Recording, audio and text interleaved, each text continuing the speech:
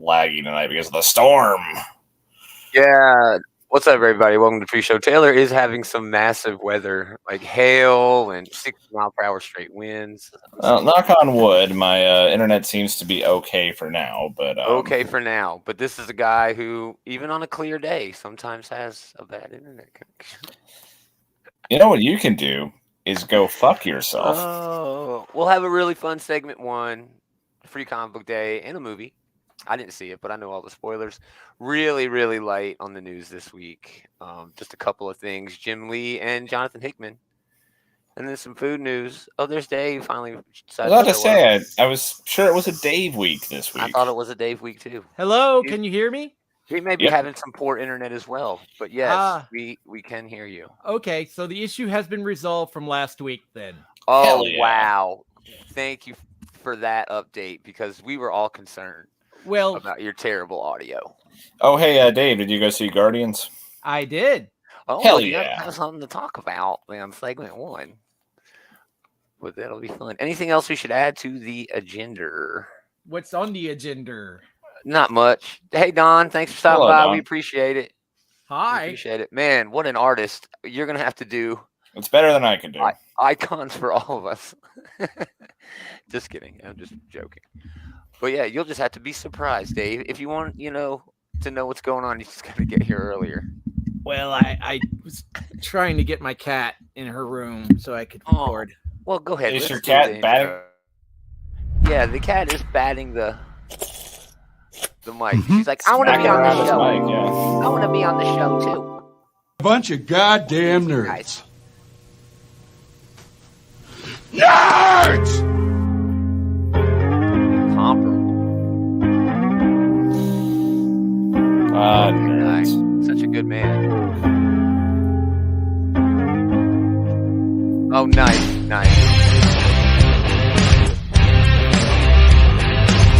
Don's icon. Profile picture. He did it with love. It's love. Greetings, Geek.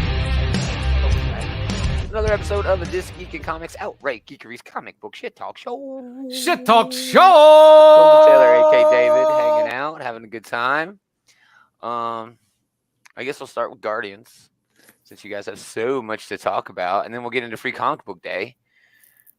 So, yeah, Guardians of the Galaxy Volume 3, biggest movie of the year so far in terms of domestic opening weekend, I believe, not worldwide. I think Super Mario still beat it worldwide in opening weekend. But a lot of people are calling this James Gunn's best movie. It is best movie he's ever done. To the MCU. That's one of those things that, I'd want to have some time to digest it first, but my initial thought is, it's up there for damn sure. Yeah. This was really damn good. It's probably one of the better MCU movies of this current phase. Oh, it's absolutely one of the best MCU movies of this current phase. It is arguable.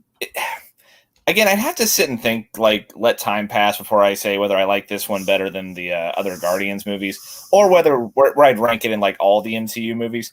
But this is a very strong contender. I can go ahead and say that. Wow. This so easy top 10 MCU. Easy top 10. Yeah. Whenever I do my MCU rankings, I always kind of cheat and put Guardians 1 and 2 together anyway. Yeah. So I don't know. We'll see where that lands. But yeah, this was a really good movie. It was a great end for these characters. There's a lot of closure for them, but also, leaving a lot of it open for, maybe we'll see each other again down the road. And Rocket in particularly. Just the star of the damn show. Are you kidding me? This was his movie. Yeah, completely. Yeah. The same way that the first movie was really about Star-Lord, this one is definitely about Rocket. Not just because they get into his backstory, which I guess there are some trigger warnings here for animal cruelty. They don't get too graphic. They don't really get into grisliness, which James Gunn has done that before. Oh, so there might be some worry there, but he's got Slither under his belt. So yeah. So this is nothing compared to that, but it's still very, very grisly. What they imply at least, and they do see more than a few animals get incinerated, and a lot of them die.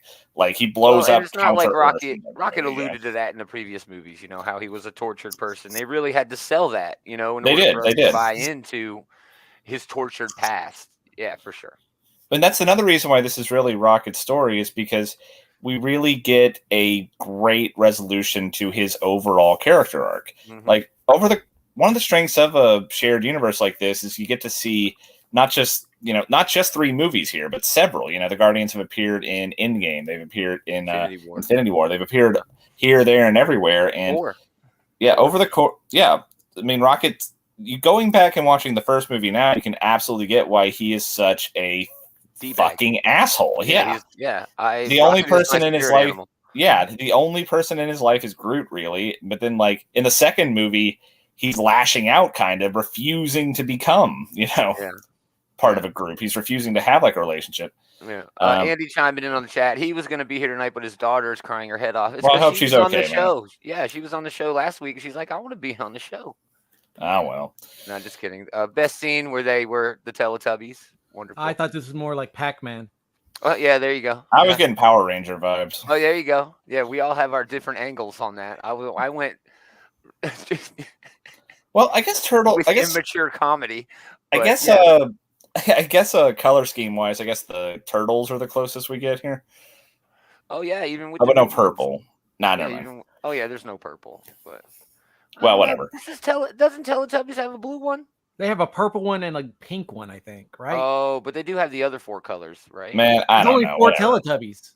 Oh, geez. See, this shows you how little I know about anything. You have a you child. Just out there. I don't let my kid watch that satanic stuff. But anyway, yeah. But yeah, like, and then over the course of Infinity War and Endgame crossover. That's Boom Studios' next crossover. Teletubbies Power Rangers. Turtles. I would have thought it would have been like Rangers, My Little Pony or something. Anyway, back to the movie. But so, spoiler alert: Rocket does survive. The premise of this movie, they start off with a very personal quest, which is kind of how all these movies go, right? Mm-hmm. It goes from being some personal thing, like getting a big score or going to meet Peter's dad, and this time they're trying to save Rocket the whole time. And then it kind of accidentally leaves them trying to save like the entire fucking galaxy, Again. Oh, classic Guardians of the Galaxy. Pretty much, yeah. Yeah, I mean they do what they do best, and that's just mess shit up. Yeah. But yeah, the character dynamics are really good, and it's made all that much better from having that. We've been with these characters for like 10 years now. Well, for 9 years, I guess, but it's amazing, dude. It pays off with a lot of pathos, right? Like, you don't have to spend time selling us that, they are going to move heaven and earth to try to save their friend.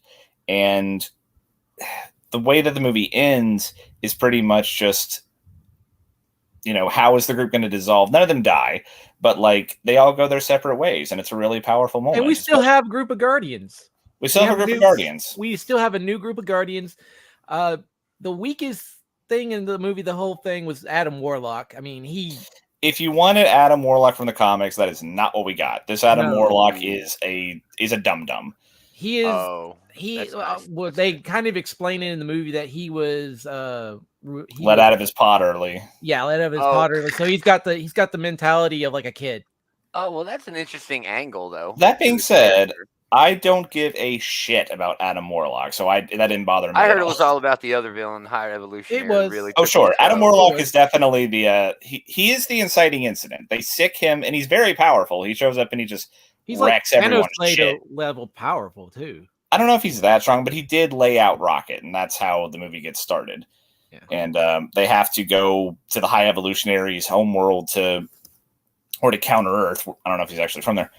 In order to get the shit they need to heal Rocket. And so that's, how the plot gets started. But yeah, there's some what would they call it? Proprietary technology in Rocket. Yeah. Which incidentally, the organic space station that the High Evolutionary had was gross as shit, but very James Gunn, Yeah, it was that. It did have that element, kind of like it did harken back to his like Slitter days and maybe a little bit of his Trauma days. Maybe. Right. But Nathan Fillion was in it. Nice. It was probably one of the more fun fight scenes in the movie, was the fight on that organic living space station. I'd agree with that. But yeah, the whole journey with the characters bouncing off of each other and them getting mad at each other, but also stepping up to defend each other. It's a It family feels it feels yeah. earned, and it's really hard. Yeah. Like if this is your first trip into a Guardians movie, you're probably not going to have much of a time. I don't know why this would be your first one to see, but if you've been sticking with these characters for like 9 years and across 5 or 6 different movies at this point, all of it really hits home hard. And I can't really imagine them doing a better job than this for resolving the franchise. Very good. Dave, where would you rank this, you think, in your Marvel list or whatever? I don't know if I can put it in my top 10 just yet. Okay. Yeah, you got to stew on it, like Taylor was saying. I have to think it over. It's like I said, it's probably the best movie of the current phase, and it is on par with at least the first of the Guardians movies. Nice. So, and I really like the first Guardians movie. It kind of gave me that very Star Wars vibe to it. All the Guardians movies, it's kind of interesting. They're all really good, but they're all good in different ways. Like the first Guardians movie was so fun, and I think they integrated the movie really well, and it was such a great way to introduce all these characters. The second movie makes me ugly cry, when we get to the end of it. Yeah, and they sold us. They were able to sell us on a talking tree and a talking raccoon. Yeah. Yeah, very easily. I don't want to. I kind of want to segue this, but historically speaking, when that shit was coming out from DC, we were getting things where it felt like they weren't understanding the characters at all. And Gunn understood these characters so much that he's like, no, I can definitely make a talking tree and a talking raccoon work. Definitely. But absolutely. I think this movie and its success helps DC way more than it helps Marvel. Okay? Well, in the sense that anyone who's industry savvy enough to know that James Gunn is the guy over at DC now, and that he made these movies, they probably should be pretty hyped about what he's going to do at DC. Yeah. Jeff in the chat, he loved Guardians 3. Great movie. Yeah, definitely agree with you, Jeff. That was it's resounding. I feel confident this would fall in my top 10. I just have to think about where it is, Yeah. All right, more segment 1. It was Free Comic Book Day. We're gonna have an extended segment 1. This doesn't necessarily need to go in the reviews, but if you have one of these in your top 3, I don't think you would. None of these are in my top 3. Yeah, but it was a banner. Well, the Jeff Lemire one might be, but dude, other than that, Fish Flies was that's what I got here. The Trek book was good. It really opened up this event that's coming up. It was a really good entryway. But Fish Flies, all new, all horror, all fucking pure Jeff Lemire. Oh my gosh, it was so good, dude. It was so damn fun. Yeah. The Marvel stuff, it was okay. The Marvel stuff, this was just pimping out the Uncanny Avengers. And also, also the Hickman thing. The Hickman thing was the thing that really, it was only like a page, but that definitely whet my appetite for that. Mm-hmm. And but these were books I was probably going to get anyway, so so it didn't really win me over. How about the Conan book? Anybody pick up the Conan book? I didn't pick up the Conan book. It was very well done. It is Jim Zub. That dude knows how to write fantasy. Yes, he does. And he just killed it, dude. He killed it. I got to say my favorite art of the books I picked up was definitely the Dawn of DC Night Terrors. Oh, that Boccello art? Yeah, it was the Chris Boccello art. But here's the thing. Chris Boccello is not actually the artist on the main Night Terrors book. I think that's a bad move on their part, honestly. It is a bad move. That dude is incredible. He nails that style. I mean, his Doctor Strange run with Jason Aaron is one of my favorite Doctor Strange runs. Top 5 because of that art. Because his art style is very well suited, and if you did read that, then a lot of this stuff he does for the nightmare sequence here will look very familiar to you. Oh, it's very reminiscent. Yeah, it's got a Beetlejuice feel to it. Yeah. But the one thing that turned me off of Night Terrors was the fucking checklist. Yeah, I was floored by how many goddamn books this is gonna be. I was floored, dude. All right, I am going to safe harbors here. What? This is going to be a huge disaster. No This one is gonna looking pick like this that. up. This reminds me of that Star Wars checklist for that Bounty Hunters event. Yeah, dude, this is incredible. I'm not getting any of these. This really turned me off Well, of I don't any of know. these Night Terrors books. It did. I'll keep an open mind for like characters like Nightwing or Batman, like characters whose books I already read. It is I'll going to keep an depend on open mind creative about picking teams. those up, but I'm not branching Right. out to get like Harley Quinn or Punchline or a lot of these others that I'm seeing. It is going to depend on creative teams. Yeah. That's true too. Jeff chiming in the Conan book. Yeah, Night Terrors. It's going to be interesting, and that's in Yeah. huge quotation marks, Jeff. Huge quotation marks because I understand what they're trying to do. It's basically Nightmare on Elm Street. It's Freddy Krueger. Yeah. Type And shit. you remember that Marvel event from last year where like Spider-Man and Black Bolt and Iron Man, it was like the Darkhold event or something. I forget what. Yeah, it was just I basically don't Darkhold, remember wasn't that. it? I don't remember. It might have just been called Darkhold, yeah. And then but, they had like branching books like that. They Yes. had I just mentioned that because like for all the character designs they shared with this issue, which some of them look pretty cool. Yeah. A lot of them kind of remind me about like let's do like Edgelord Superman and stuff like that, which is kind of what that Darkhold thing was. Which I didn't mind that Darkhold book. It was basically a horror anthology, but Right. I don't know. I just if this does end up just being like a horror anthology again, that could be interesting. It seems But, a little early, maybe October for all the trades, but I don't know. Yeah. I don't get it. This seems weird for a summer event. It just does. I know they've got Dawn of DC going on where they're bringing in a bunch of brand new titles, and those are hitting really hard. Superman was great. Yeah. Green Arrow was dope. I'm looking forward to Green Lantern, but Yeah, yeah, I'll check out I Green don't Lantern. know. Oh, and they did just announce like they're doing a bunch of like Golden Age heroes getting their own books, like Alan Scott and Jay Garrick and all that. So that should be Yeah. cool. I don't know if I heard. Well, did I hear that? Yeah. Yeah, I don't know. Anyway, that's not in the news this week. Oh, but the new Hal Jordan book looks pretty sick too. Yeah. Yeah, it does. There are there's a over new 40 Green Lantern notes in that. tie-ins. Oh Yeah. man, you research Nope. guy counting it up for us. Thanks, Dave. Yeah. Jeff chiming in the chat. No one's going to be able to keep up with all these tie-ins. There are literally 2 pages yeah. worth of tie-ins. There's no way anyone's reading all of this unless It's they amazing to me. they have all the time and money in the world to Yeah. spend, I guess. But Yeah, but I think it's Fish Flies for Taylor, his favorite. oh, hands down, yeah. that he This picked was up. Yeah, me too. I after reading this, I immediately emailed my shop and said, please pull this for me. I don't know why it wasn't pulled. I should just have everything Jeff Lemire does pulled by default, but not a bad idea, honestly. He very rarely leads you astray. oh, exactly. But that and the Star Trek book, definitely my 1 and 2. Dave, what do you got going on? I did not go to Free Comic Book Day, but I did look at that one called The Resurrectionist. I didn't see that one. I didn't get that one. Or The Sacrificers, I think it is. It's one of I the didn't two. get that one either. That was something I asked to be pulled for me. So Jeff chiming in with a question. Wonder if you can collect the main title, Night Terrors. You don't have to read all of those. You know what? That is. I was really looking good on the question. list. I didn't see anything but tie-ins. Yeah, I just saw. It seems to me that there's. Yeah, there's go a ahead. Night Terrors There's the 4. First Blood, and okay, yeah, I do see. Night Terrors 1, 2, 3, 4. Yeah. So yeah, there's that. Then is a total of 5 books. So that's pretty manageable, I guess. 6. Oh, there's a Night Terrors Night's First okay. Blood. There's a Night Terrors 1, 2, 3, and 4. But then there's also like a book ending, Night's End. I missed that one. And then like a dozen Angel Breaker. Who the fuck is Angel Breaker? I have no idea. I don't know what the hell that is. That is just weird, dude. All the rest of these, as far as I can tell, are all characters or in some team like Titans. See, and I guess all of actually these comics is its own thing. It's the same from Superman. And Detective is getting its own thing. There's a Black Adam, tie-in. The Zatanna one is the one that actually interests me the most, just because I love her and she doesn't show up enough. Yeah, but some of these could be like.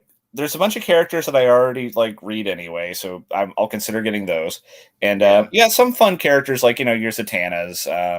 That might be fun. It's going to depend on creative team for me. It definitely depends on creative team. But to answer your question, there, I would assume you could probably get by just fine with the bookends 6. and 1 through 4. Yeah, those 6 books, which seems good to me for a summer event. 6 issues. That's not bad at all. But yeah, This all of the checklist though is science. overwhelming. Yeah, dude, it's overwhelmed. That's a lot. That's a $200 checklist for 2 months. That's I a just feel like lot of damn books. you need to just think of this as like there's 6 books that are the actual event, and then there's just if you like this character, check it out. You know, If you like this creative team, yeah, check it Yeah. out. Yeah, exactly. That's how I'm feeling it. So, DC, we're giving you the opportunity. Earn it. Mhm. Earn it. You have to win. So overall, a great free comic book day. I didn't go last year. I did get books pulled, but I didn't go last year, and there wasn't one the year before. Yep. So, yeah, it was a really great time. I I think this live is the like first time having it back in May since the pandemic. yeah, oh started. yeah. I live 2 hours away from my comic shop now, so it's just a grind. Driving that dreary road all the way there. It's not 40 is not the most exciting trip anywhere. Yeah, I mean, I definitely understand it's that. boring. But yeah, it's a good comic book day. I'm really glad I went. So yeah, glad everybody had a good time. If you don't know what free comic book day is, definitely look it up and make plans to go next year. I definitely saw a lot of comic newbies in the shop this year, which Yes, that's kind of the point, right? When I went, I didn't see anybody who I knew who wasn't working. Yeah. And that was weird to me. That was weird. It's like, oh shit. And he said he had a line out the door, when he got there this morning. So that's always nice. You know what I mean? When you got What are you doing? I'm turning on my portable air conditioning. Okay. My room has terrible air conditioning, so I have a portable. I didn't know if you were about to like serenade us, like turn on your boom box or something. Let's Lay do down. this. Lay down. I'm not laying down. And now here's Goma with the news. Thank Really just a God couple you of got quick here in hits. time for that one, Dave. Really just I've got a been back couple when of you was quick hits. serenading us with the air conditioning. I thought the man already had the job, but it was announced this week that world-renowned artist, writer, editor, and publisher was now named president, publisher, and chief creative officer of DC Comics. Now Joe Quesada can get his coffee. Yeah.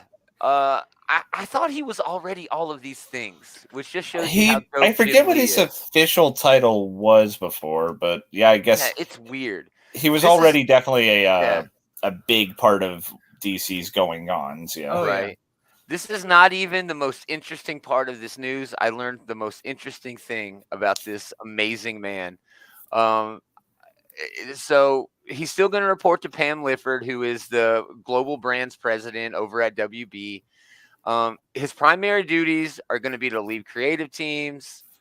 He's also going to lead creative efforts. That's on the back of, him joining in 98 and then doing Rebirth in the New 52. I don't give a fuck what you think about New 52. It was amazing. Rebirth, not so much. But New 52 was dope. New 52 was pretty sick, yeah. It was sick, dude. It was. I like New 52 sick. better than I liked Rebirth. Oh, everybody does. You are. So, check this out. Of course, we all know this, that he started his professional career at Marvel, where his work on the X-Men continues to hold the all-time sales record for single issues. And we're talking X-Men #1, right? Yeah. Okay. But Jim Lee lives in Los Angeles with his wife, 9 children, and 45 animals. Jesus. Wow. 9 children? I didn't realize he has such a full house. Wow. 9 children? I got 3, and I'm trying to get rid of at least 2 of them. I mean, what? But Jim Lee's competent, so you know. Exactly. He knows what he's doing in life. Jim Lee has made money with comic books. All I've done is lost money with comics. This show ain't paying no bills. You motherfuckers. Share the show, please. Like, subscribe. Anyway, that's amazing. Good save. Good for him. Honestly, I already thought he had this gig. I honestly thought that he was already the main guy, but to be the president, publisher, and the chief creative officer at the biggest, arguably the biggest, second biggest, however you want to count, comic book publisher in the history of the world, definitely dealing with way more iconic characters than Marvel is, in the overall scope of things. Man, good for him. Nothing but love for that guy. He is just dope. He's created some of my favorite things of all time and continues to do so. So congratulations, sir. Keep giving the goodness, but why the fuck are there so many Night Terror tie-ins, dude? What are you doing? What are you doing? He's just now taking over. That wasn't his call. Yeah, that wasn't my deal. I wasn't president then. That's why I'm president. That dude. Now that Jim Lee's stepping in, we're gonna have some more streamlined checklists. I'll tell you what. You'll like what you're reading. Right. I guarantee it. Yeah, right. Our second bit of news, only and last bit of news. We got new stuff from Ultimate Invasion. Jonathan Hickman and Brian Hitch's new Ultimate Universe sort of comeback. I don't know, revisit. I don't know what's I'm going not on. exactly sure what's going on. I don't care about the Ultimate Universe except for the things that are already in the Marvel Universe. That being said, Jonathan Hickman and Brian Hitch, you got me for an issue. That's for damn sure. Oh, they got me the whole thing. I'm Yeah. in it. I'm in it till the end. I don't care. I don't give a shit. We do get some cool covers. We do get a little bit of interior artwork here. And we have the Maker hanging out with Miles, you know, the Maker telling him that, hey, you're the guy and I'm the guy. We're the only two left from You're an the key, entire buddy. universe. The key to reboot the universe. Yeah, you're the key to reboot the universe. So, yes, Jeff chiming in Ultimate Invasion, excited about the creative team. Is that enough to carry the book? In my opinion, it is. I'll read anything Jonathan Hickman writes. I don't care. I don't care. I think this is beating that God's book out the door. So this is Jonathan Hickman's return to Marvel then, yeah? Yeah, after just an epic run that I'm sorry they're kind of breaking with X-Men. Man, I'm not even X-Men isn't even my favorite Hickman thing at Marvel, and that's saying a lot because I do like all his stuff with the X-Men. Right. Yeah, his Avengers shit is definitely his Avengers and Fantastic Four and Secret Wars have wrapped up really both of those runs in a lot of ways. Yeah. Best event they've ever done, for sure. Oh, for sure, dude. But in my opinion, the best comic book event ever was. I would stand by that. Yeah, I adore it so much. I go back and read it like all the time. I mean, just thumb through it all the time, dude. Man, that book was so good that, like, if it had been the last Fantastic Four story, like the last Reed versus Doom story, it would have been a worthy one to go out on. Yeah. I mean, that's what the book felt like, that they were literally going to reset the Marvel Universe in a way, you know, and they should have in a lot of different ways. They should have put Hickman in charge of publishing or chief creative officer or something, you know, to have him guide this entire publishing line. Imagine that. It's interesting to think about. Yeah, I don't know. He's just done such a great job with everything he's touched. It's almost bittersweet that he's still at Marvel. Imagine him going to DC and writing a Green Lantern book or a Dr. Legion of Superheroes. Oh, don't. Stop. I give him can hope. only get so excited. Stop. But this event, yeah, I mean, Jonathan Hickman, we trust, you know? Yeah, exactly. Yeah, he's never done me wrong. So, yeah, I'm all over that. That comes out in July. Let's do food. That's all the news we got. Yummy. Free Comic Book Day took up some time. So, first one, SpaghettiOs has new spicy SpaghettiOs. It's All right, only first a of all, matter of time. SpaghettiOs are a bastardization. Okay, it's almost like cultural appropriation from Italians. Okay, it shouldn't be a thing. It's disgusting. Campbell should be ashamed that they even make this. I actually didn't know Campbell's made SpaghettiOs. Yeah. But adding Frank's Red Hot to it is definitely a good idea. Put that shit on everything. Yeah, put that shit on everything. I put it on I eggs. mean, yeah, I could definitely see the those two things combining pretty well here. Yeah, because you wouldn't want to put Frank's Red Hot on like actual spaghetti. No, or any other like really Italian food. Oh, Andy, yummy. This guy, he's like, I love me some SpaghettiOs. But no, you wouldn't want to put it on actual Italian food, but this fake, faux, cultural appropriated Italian food. Yeah, I didn't realize you're so passionate about this, but yeah. Spaghetti, I'm not wrong though, am I?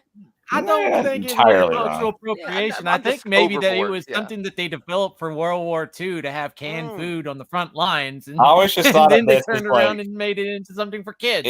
it's Here like we go. the Mussolini. He it's- just said it. Mussolini created Oh Lord. fucking SpaghettiOs. It's in the same class as Olive Garden, where like it's not really pasta. It's not really Italian food. I'm you know? only here for the breadsticks. Dude. I like right? those breadsticks. Yeah, I do love those breadsticks, man. Their fried ravioli is okay, but that's it because it's just heated up. I didn't say it was bad. I just said it wasn't real Italian. You know. Oh no, it's bad. It's like fast food. Olive Garden basically Yeah. fast food. You know, I'm not knocking fast food. I eat fast food every week. You know, I'm not knocking. I get a free DoorDash from work. I get like $20 a week. I eat fast food all the time. But anyway, Olive Garden. Number 2, food news. 3 different chips coming out, all with a sandwich theme. okay. This just seems weird to me. Why do you have to flavor your chip after a sandwich? A BLT is a delicious sandwich. Your bread, you know, sandwiches. It's the easel, you know, the portrait that you paint your sandwich on. The Usually, canvas. I have chips with my sandwich. Yeah, so I don't get this. What are you gonna have this with a salad? A salad and chips? I guess if I was eating, you know, chips with my sandwich, I wouldn't necessarily want them to just like have the same flavor for everything. That being said, I though, wouldn't want to eat a BLT with BLT chips. if I was just cracking open a bag of chips just to have a snack, though, this isn't a bad flavor to have on them. I don't know, man. I mean, if you were, What the if you fuck were does hankering, BLT even taste like? I making mean, is lettuce there and mayo on it? tomatoes. I assume they have like I don't know what the lettuce is going to taste like, but Yeah, dude, I come guess on. bacon and tomato flavor could be on there somewhere. I guess, And that's but- what it is. It's smoky bacon and tomato. The Cuban is pork, cheddar cheese, and the buffalo chicken, obviously, you know, Yeah. buffalo sauce and cheese. Who has cheese on their buffalo's chicken? Yeah, dude, that's another really good question now that you're mentioning it. I don't mind the pickles so much, but No, I the think pickles. there- on The there? pickles is a standard for spicy hot buffalo chicken. Yeah, I Cheese. don't Why? care for the pickles, but I definitely accept that they are like part of the buffalo sandwich for a lot of people. Pickles, But not cheese. Pickles are Not cheese, no. that pickled ginger with sushi. You can put Ooh. cheese on like a normal chicken sandwich, like a grilled chicken sandwich, not a buffalo Oh, for chicken sure, sandwich, though. for sure. But even then, I want a mozzarella or something. I'd rather have Swiss. Yeah, Yeah. or Swiss. Yeah. Ooh. Anyway, I'd Ooh, actually that's be delicious. curious, like if you could put these chips on a different type of sandwich, maybe that would enhance one of them. Listen to Taylor living in the year 3000. He's like, I want to eat 2 sandwiches at the same time. I'm just saying. Couldn't you He's like take the these Scooby chips? Doo and Shaggy of the sandwiches over here. Couldn't you take these chips and like smash them up and use them as like breading for fried chicken? Dude, Maybe. that's even smart. That's not a bad All right. idea. Don's got an idea in the chat. Hear me out. Mix the hot one with mac and cheese or Easy Mac with breadsticks. Dude, that's a great idea. That's kind of what Dave was saying. You know, mix them with other foods. Use it as like a topping on your mac and cheese. I mean, I think he you're was not saying wrong. the hot spaghettio sauce, like with your mac and cheese. Oh, the hot spaghettio with your mac and cheese. I don't know about that. Hot sauce I'm and mac and just- cheese, I could see it, but yeah. I'm just really anti spaghettios. Oh yeah, blue cheese is okay. I stand corrected. Blue cheese is a good addition to a buffalo sandwich. Yes, that is the exception that proves the rule. Blue cheese on your buffalo chicken is just, man. I was eating like it was 3 o'clock in the morning. I got up hungry. I was literally just eating crumbles of blue cheese out of the I will container. say though, it'll with a probably Coke. be blue cheese dressing though, not like actual blue cheese crumbles on the buffalo. My blue cheese dressing, those stuff that I like, is just chunks of blue cheese with just the tiniest amount of dressing covered. I love the Just enough to get it to like adhere to something. yes. Yeah. I love that chunky blue cheese. Is delicious. But honestly, this is like the least gross food news we've had in a while. Neither of these are like appalling. Well, I wanted to keep it upbeat, No. especially after the whole Yeah. SpaghettiOs thing. SpaghettiOs are nasty. I will never. They're gross. But adding the hot sauce, not a bad idea. No, not a bad But idea. you could Yes. do that if you just had hot sauce laying around. and Thank had you. spaghetti Another noodles. excellent point, Dave. Yeah. You could just pour But your that own is- drinks in Or- there. I mean, Brave, you and could, can have but, like like, Tabasco. You could say that about any flavoring for any food that you ever get. You know, you could always just add it yourself. Yeah, you Yeah. could just put your BLT in a blender and then dip your regular unflavored chip in that concoction that we just created. Ooh, you could make a BLT. You composite could. butter. It's a really bad idea to do that, but you could. It is. Don, blue cheese chunks or sauce are both acceptable. I won't judge you for not liking SpaghettiOs. Thank you. You can't judge me for not Hey, liking. I'm That's glad. nasty. Hey, He is being the bigger man here. Quit being He an is. asshole. I am still gonna be. He's over that's here like agree to nasty. disagree. He is extending that olive branch, No, and you you're are not just wrong. slapping it out of Sorry, his Don. hand. You Sorry, asshole. Don. He's right. He's right. Taylor's right. So yeah, there's your food news for the week. We'll have more next week. Let's do new comics. Did I hit the button? I must not hit the button, guys. Hold on. Is it playing? My browser failed to play the clip. Is it It's playing. playing. for you guys? Okay. Let me know when it's over. Okay, it's not quite over yet. Probably in a 'Cause second. my Okay, we're shit's good. broken. We are good. Oh man, it was a really great week for comics because Man, we are really holding it together with shoestring here, guys. yeah, because twine, not even shoestring. Shoestring at least keeps your shoes on your feet. Yeah. Duct tape and baling wires. But it was only good because it was Free Comic Book Day. You know what I'm saying? Yeah. Otherwise, I don't think there would have been this many good books out. Man, I don't even know what to put as my honorable mention because I think they're going to all get mentioned. So I'll pick one that I know will not. See, I don't think I even pulled a thing for it. Oh yeah, I did. I called it this. Dog of War. Is the video still playing? Did I break the thing? No, everything looks there good it on our goes. end. We're seeing an image for Deep Space Nine. We're good. Yeah, Looks this like is the Godzilla Dog of War. Dax. Yeah, it's a Dog of War. Number 2, Mike Chen, Angel Hernandez. Just a fun visit to Deep Space Nine in the middle of the whole. This happens right after they reclaim the Deep Space Nine for the first time from the Dominion. And it's just really fun. It's really hard to explain, but it was just a whole lot of fun. You know, it's just beautiful. But my number 3 this week is going to be Survival number 1. Dave turned me on to this, said I had to read it. I had high hopes, and it lived up to them. It's Sean Lewis, and Brendan Everett is the artist on it. Really solid start here. There's a military reunion in a remote Alaskan wilderness, but nearby, a Russian plane has crashed unbeknownst to, pretty much anybody. These hardcore army dudes fight Russian monsters of some kind. I think it's like Russian criminals. Yeah, it leaves it open-ended, but they're Superman. They're like they got powers of some kind. They're jumping off of cliffs and living, But the art really impressed me here. The pacing was fucking amazing. It kept jumping back and forth from different scenes, but the narrative in the text stayed with the previous scene. It was just a really nice way to do things, and they pulled it off. So yeah, my number 3 this week, Survival number 1 off Dark Horse. Yeah, it was really solid, and I had just a great time with it. So, all right, Taylor, number 3, or honorable mention. Number 3. I'll throw out a few honorable mentions. Just gonna name check them real quick. Demon Day, Scarlet Sin. Like with all the other of these Demon Wars, Scarlet Sin.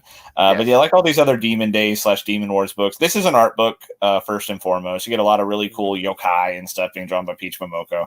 The story is just kind of it's very tropey, not bad, just kind of, it's what it is. Yeah. But yeah, this is definitely a good art book. Shazam number 1 by Mark Solid Waid. as fuck. This was really good. Yeah. I like the way that he kind of is modernizing the older Shazam mythos, where like Billy Batson is a reporter. Only the modern take on that is he's doing a podcast. Yeah, he's basically on Twitter. Yeah. Yeah.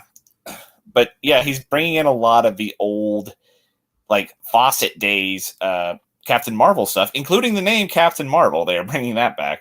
Yeah. So this is a character I always have a fondness for, and it was really cool seeing Mark Waid, who has a great eye for a lot of these historical characters, getting a crack at the bat here, Yeah. Dude, Dan Moore's art on this was fucking what sold me on the book. It was so good. Yeah. I didn't like really Mark does Waid the work, doing hardly anything in this, but Dan Moore just killed it. It was awesome. Yeah. But like we start off with him like riding a fucking T-Rex. I mean, who turns out is like a fucking alien. What the hell else do you want, Any giant teacup. Yeah, it was very cool, but it was a lot of Mark Waid. It was a whole lot of Mark Waid. But Dan Moore killed it.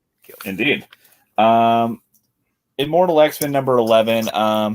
This was a pretty good, like, kind of after-action thing for the Sins of Sinister event. Like a catch your breath sort of thing. Yeah. I think that Storm was kind of being an asshole throughout most of this book. Storm was being an asshole. But she showed why she was being an asshole by the end of it. By like, oh shit, I'm gonna But have then to hold Emma made my a good time. point. Yeah, Emma made a good point that like, yeah, we were really bad in that timeline, but you kind of sucked too, you know. Yeah, you dropped the So he was ball. being a You bit were of a supposed to. hypocrite there. Yeah, you were supposed to watch us and shit. And I love how Storm like admits that Emma is right, but also Yeah. calls her out for being a bitch for saying It is it. You know? yeah, I mean, both are true. I will say though that like even without the whole like Storm failing to stop it thing, her decision to keep the universe going instead of resetting it, it keeps going for like 900 years. What the fuck are you thinking? This is a Yeah. hellscape. Hit that reset button. Yeah, but she didn't. She didn't want to repeat the sins of that timeline though. So she wanted to wait for it to sort of. But it seemed Fix like she was itself. committed to letting it play out. Like I don't. Yeah. I never got the impression that like I need to find a safe way to do the reset. And You you mean definitely need to Storm, do the right? reset. Not Destiny, because Destiny did the same thing. I do mean Storm. Yeah, Yeah, but Destiny did the same thing. true enough. I mean, it just adds to the complexity because Destiny and Storm are nothing like each other, you know. But they True. both let the timeline play out for different reasons, and I think that just shows how fucking good Karen Gillan is, dude. It's Yeah. just, yeah, very good book. Very good. Flash number 798 was a lot of fun. This week. This could be a top 3 book, but this is basically setting up other stuff that's going to be cooler next issue. You know, like we got a team coming together. They brought back the Terrifics, that book that I thought was kind of gone. I did too read an soon article a few on years that. ago. I skipped this book this week. I'm going to catch up. I'm really just waiting on 800. I was surprised by how undramatic the birth of Wally's new son was, but then like. Of course, he does get kidnapped by Granny Goodness, like, you know, soon after the fact. Oh my God, Granny Goodness shows up in this issue? Yep. Oh, no, that's as soon as the show's over, I'm going to reading this. Because what? Granny Goodness. But yeah, they even brought back his wrestler friend from a few issues ago. Oh, that was a fun, stupid issue. I'm glad to see him back. But yeah, this is the only reason it's not in my top 3 is because this is setting up other stuff that's going to be better next issue. Cool. But yeah, my number 3 is Adventures of Superman. Jonathan Kent, number 3. It was very well done. Yeah. I have it right here. Oh, sorry, John Kent. But this book went exactly where I thought it was going to go. Me too. I was not surprised by anything that happened, but the execution was so damn good that I didn't mind. 100% agree. I think this is number 2. This wasn't number 3, I don't think. What? No, this is from issue number 3, isn't it? No, this was from last issue. Oh, no. I didn't read this issue. You dumbass. I read issue 2. Damn. Well, that was a pretty good book from like a month ago, but damn, my bad. Well, go ahead and continue, please. All right. Well, in this one, yeah. Damn. In this one, he is in the Injustice universe, and it goes where I think it's going to go because at the end of the issue, he finds out, oh, Injustice Superman is an asshole. But the way that they executed it was really good. Like Jonathan, like he's going around this quiet world, like, oh man, everything's so peaceful. But then when he like saves a baby who's like falling out of a window, the woman's terrified when she sees the S on his chest, and then he's like, oh, this place is peaceful because Superman's a tyrant. Yeah. Nice, people dare not act out. Yeah, but oh man, I can't believe I didn't. I had a huge stack. I spent like $200. You know, I've had several. I saw your stack. There's been several instances over the years going where I've been disappointed in you. This might be the worst one yet. It might be. Write this in your diary tonight. You know, oh, P.S. to your diary. I keep a real time list of like ways that you have fucked up, and yeah, this one's going near the top. Damn, I can't believe that. Goma Dungu. Good choice though. Always good with Tom Taylor. Check it out when you get a chance because Tom Taylor did what I thought he was going to do, but he did it really damn well. You know. Nice. All right, Dave. I didn't know what to pull for you this week. There were so many books. Honorable mentions in number 3. First honorable mention is Grim Space Pinocchio. Oh, it was dope. Just a really nice sci-fi retelling of Pinocchio. Yeah.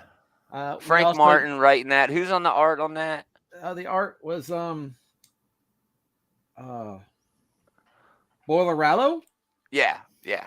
Frank's a good Facebook friend of mine. He's just a real fun guy. A writer's writer. Yeah, definitely check him out. That's a great book. Great shout out.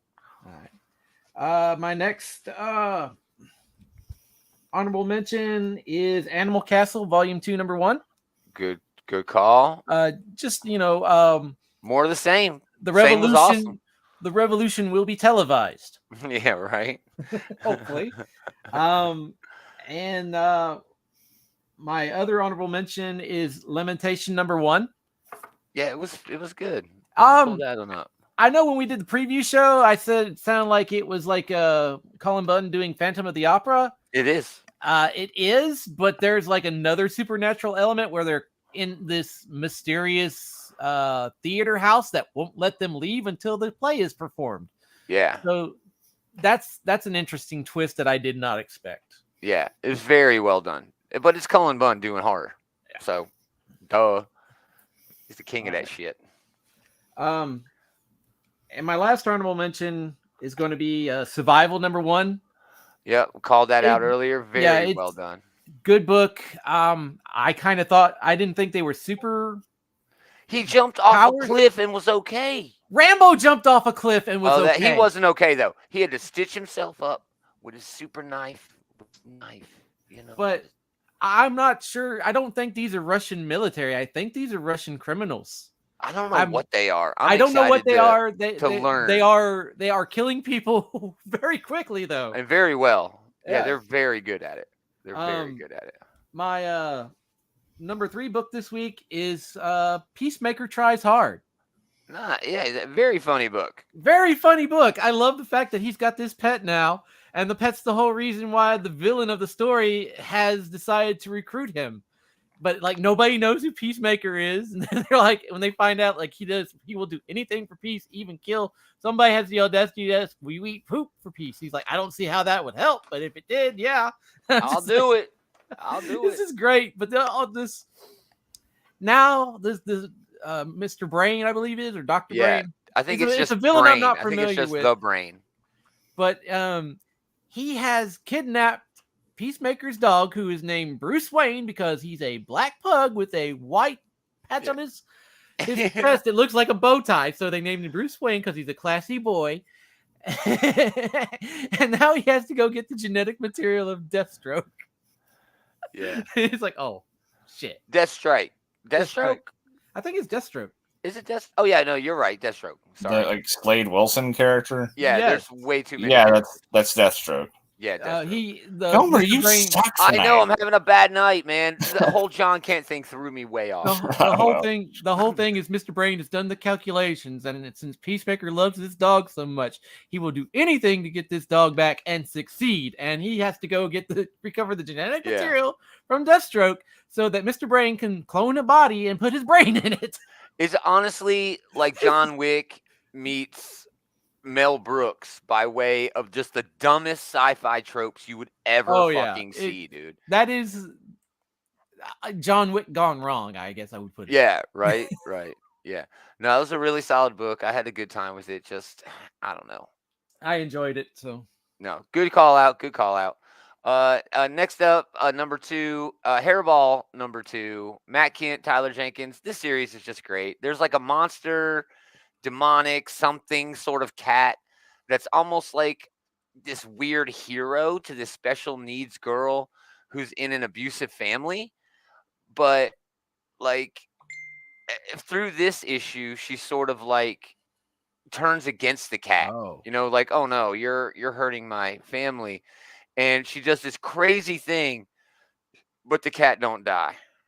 The cat's still around. So, I mean, Matt Kent is just killing it. He's doing such a good job with this off-the-wall, crazy book that should not be as good. It has no business being this damn good, being as good as it is. But Matt Kent, you know, he kills it. Yeah, definitely check this book out. This is going to be a trade that lives well after the run. And it's because he's so damn good. So, all right. I'm getting word that Taylor's power has gone out. Yeah, So Taylor has lost connection. So we're gonna go over to Dave for his number 2. Maybe Taylor will come back in. We'll see how NES does, how National Electric Service does. Dave, number 2. My number 2 this week is Where Monsters Lie. Oh, I didn't grab that one either. So sorry. Man, I totally skipped it this week. That's the serial killer in the HOA yeah, book. Oh, yeah, fuck. I totally skipped this week. It's the This is final last issue of this volume. Yeah, no, it's coming back. It's coming back. Coming back. It's coming back. So what has happened is the entire police department, the neighborhood have all gone up in flames. The whole entire police department, with the exception of a few office personnel and the chief, are gone. A bunch of the killers burned are gone. Up dead. Burned up dead. Some of the killers turned on each other. This gung-ho police officer, the police detective who went after the kid escaped from the killers and all that, and went to the neighborhood to confront these serial killers and psychopaths and everything. Yeah. It turns out that his girlfriend or wife, I'm not exactly sure the relationship there, she's pregnant, and she's the granddaughter and the daughter of the old woman. And she's the granddaughter of the old woman, and who's the mother of the bearded guy in the Hawaiian shirt. Gosh, that's and awesome. They basically give the cop, the gung-ho cop has been told that he's probably looking at prison sentences and stuff because of the loss of life and the destruction of property. And they've given him a choice. The girl, his girlfriend's pregnant, so it's their, the great grandbaby of the serial killers. And they've given this cop a choice. Wow. That you can either die, or since now technically you're family now because you're the father of our grandkid. Oh wow! You can come with us. And they're like, it's been a long time since we had a mad cop in the group, and they're like, where are we going to go? It's like, well, Winchester 2.0. What else? There's another place. It's nuts. I love this cool book. I love how this was just sort of a setup season almost. Yeah, that is such a great route to go with this book, because it is really all about the premise, and building that up. Yeah. And taking it and moving it in this direction is just a really smart idea. I can't believe I let this slip through the cracks. And the kid, but man, there were so many books this week. I couldn't hold them all. The kid got captured in issue 3. Issue 4, the crazy puzzle guy, jigsaw guy, was like giving him an option, like, you got this jar in your head, fill up with water. I'll let you go, but you have to make a choice. Do you want to cut off your hand, or do you want to cut off your member? And the kid's like, hand, and he just hand, like, please, hand. Take the right one. And he's like, the guy's like, you made a choice too fast. It's like, oh my gosh, and the kid survives the whole ordeal. My damn power went out, but it miraculously just came back. Nice. Give it up to NES, National Electric Service. They're the real heroes. Good call out, Dave. I skipped that book this week too. There was just so damn much. It was just a gonzo nuts. You had like the Texas Chainsaw guy going after the spooky guy with the skull. Oh, is that Where Monsters Lie? Serial killer HOA. Yeah. So that was Dave's number 2. A fantastic book. First volume will probably be collected next week or next month. But a second volume on the way. All right, Taylor, that leads to your number 2. My number 2 is Mighty Morphin Power Rangers Teenage Mutant Ninja Turtles 2, number 5. Oh, man, what a mouthful. It is. That is so much fun. MMRP, TMNT. Hell, that's all I really need to say, right? Got, this is such a fucking stupid, amazing, fun book, This Cullen Bunn too, ain't it? I believe so. Yeah. No, wait, it's Parrott. Oh, that's right, Ryan Parrott. That's right, Ryan. Yeah. Colin Bunn was like Godzilla. That's right. Yes, that's right. Yeah. Yeah, Ryan Parrott. We got the turtles in their like Dimension X Power Ranger suits. We got the Turtle Zord combining with the Dragon Zord. We got the Rangers like oozed up in dinosaur form. What the fuck else do you want? Toys. I want toys of this. Yeah, I want toys of this. I want these Teenage Mutant Ninja Turtle action figures, dude, where they're not turtles, where they got holograms and shit. Yeah, but Green Ranger, Shredder. We got like fucking like April O'Neil and Casey Jones are going off to like Dimension X at the end of the issue on like a fucking mission or whatever. Just this is such big, dumb, stupid fun. Cowabunga? Cowabunga! Like Power Rangers and Cowabunga. Yeah. Cowabunga. Yeah. Figure it out, Dave. Oh yeah, they set up the sequel where like Shredder's teaming up with fucking Zed, you know? It's gonna be so dope. Zed looks like he's in pain all the time. That I cannot mean, be comfortable. his brain is exposed. Yeah. Don in the chat asking, what? Rangers and Turtles did a crossover? Dude, this is the sequel. One. Yeah. This is the sequel. You've got to go back and check them out. It's such There's, like- big, dumb, stupid fun, man. It's so good. Ninja Turtles have done like a number of crossovers, like the best So one have being Power Ninja Rangers. Well, they Batman. should. I mean, these are such Yeah. easy to combine. Like I just mentioned, right? They did a Godzilla Mighty Morphin Power Rangers thing last year. That was a whole lot of fun. Yeah. They can't. Yeah, They won't sometimes- be brave and do Teenage Mutant Ninja Turtles and Godzilla because then one of the turtles will have to morph into a giant turtle. That one I think has less crossover because like Power Rangers and the Turtles make sense as a crossover because they're both like, you know, color coded teenage with pluck, you know. Yeah. And then the Megazord can fight Godzilla, so that makes sense for a crossover there. Right. I don't see the closing of the Venn diagram as much with Godzilla and the Turtles. Yeah. Although you're right, they could ooze up and become like giant kaiju turtles. That could be fun. And then we could have 4 Gammas running around. Sure, why not? Oh, dude, Don, he said he's so behind in the chat. You guys are awesome for expanding my world. Thank you, dude. Thank you. You That's are what we're quite here to welcome. do, man. That's the best compliment that you can receive. Thank you for that. Yeah, you learned about something cool that you didn't previously know about. Yeah, that's cool. All right, let's reset. Back to me for number one. My number one this week was very easy. Star Signs, number one. Saladin Ahmed, Megan Levin's. The constellations of the Zodiac have fallen to Earth, granting 12 ordinary people from very different walks of life the superhuman powers of the star signs. Oh yeah, this was a pretty Perfect good lead issue. in. It was a perfect lead in issue. Saladin Ahmed set this up like just. I mean, it was just perfect comic booking, dude. That is a gorgeous double page there. Dude, and that's the thing about this, all right? Again, Ahmed is amazing as always. Megan Levin's doing the art was very good. But colorist on this book was Kelly Fitzpatrick. This is Eisner level fucking coloring, dude, in this book. It was perfect.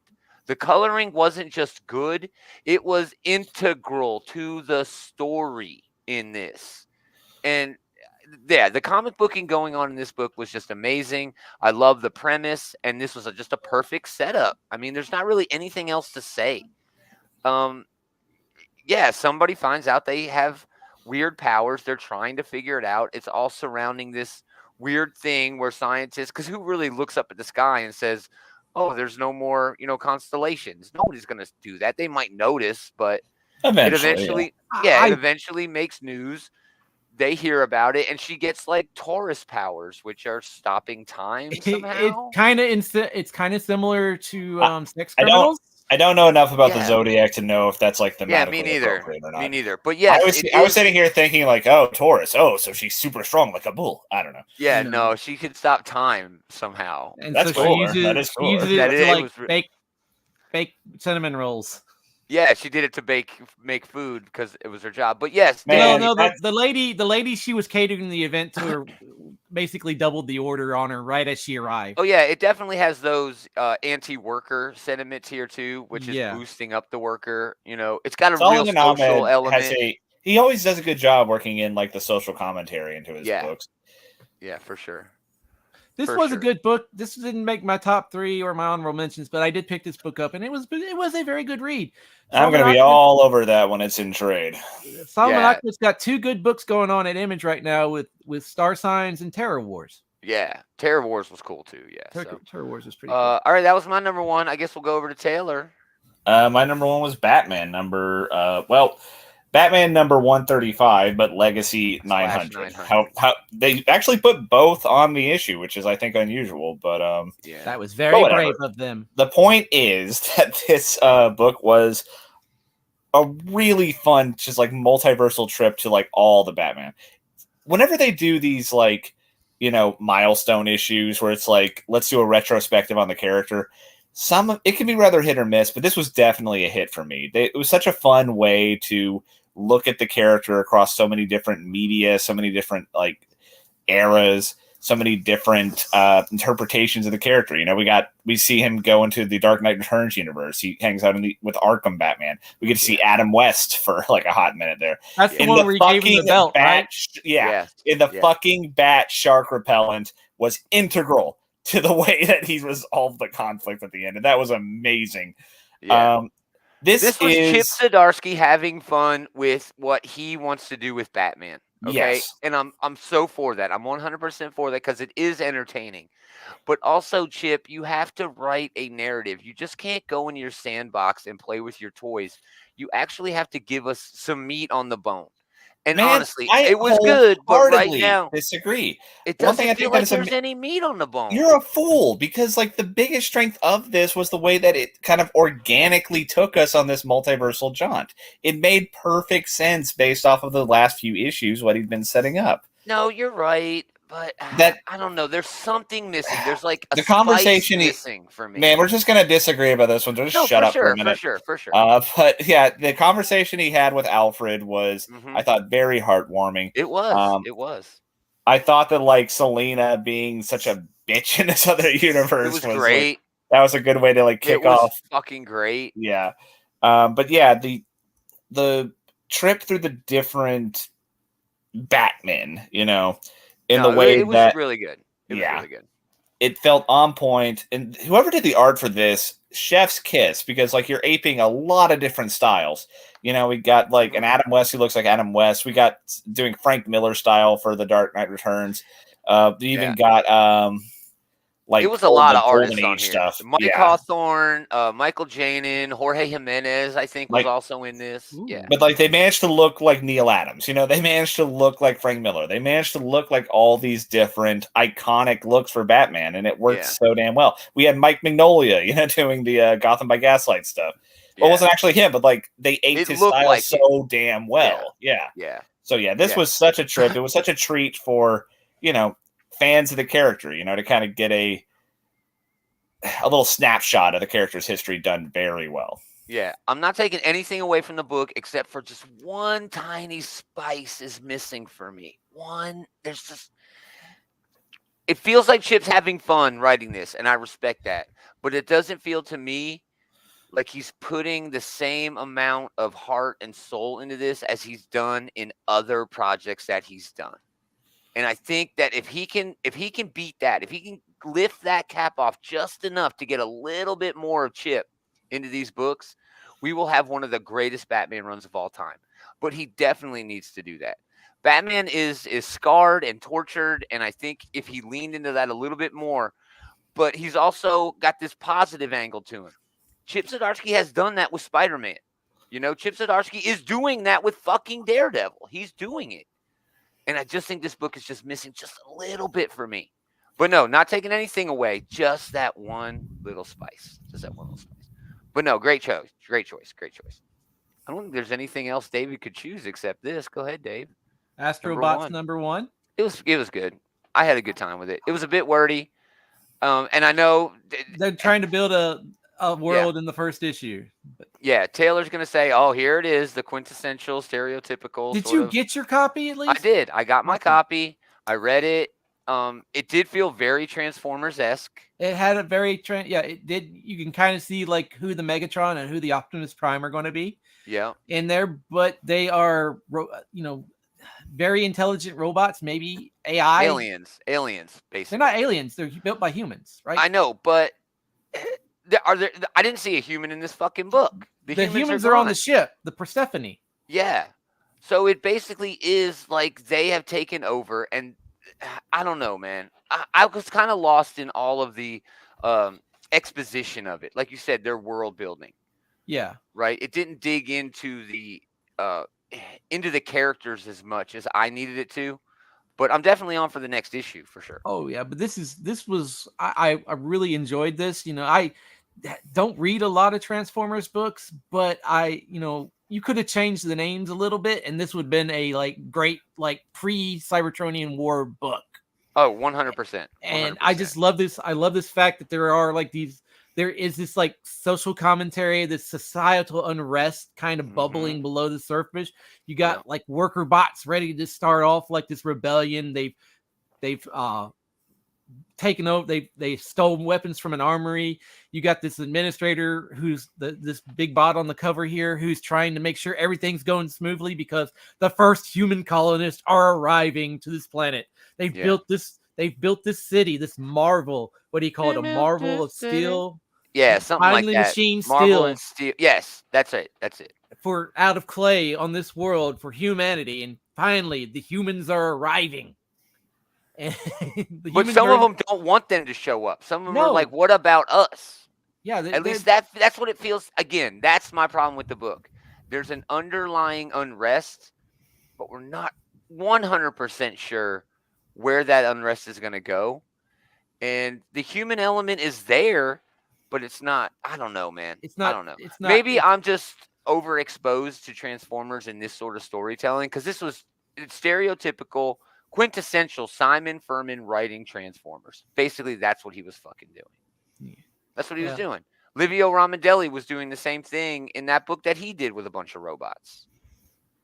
But yeah, no, great book. I'm so happy that you pulled it for me. I am going to add it to my pull list because, yeah, I want the full run. And I love Simon Furman as a creator. I'm going to support him.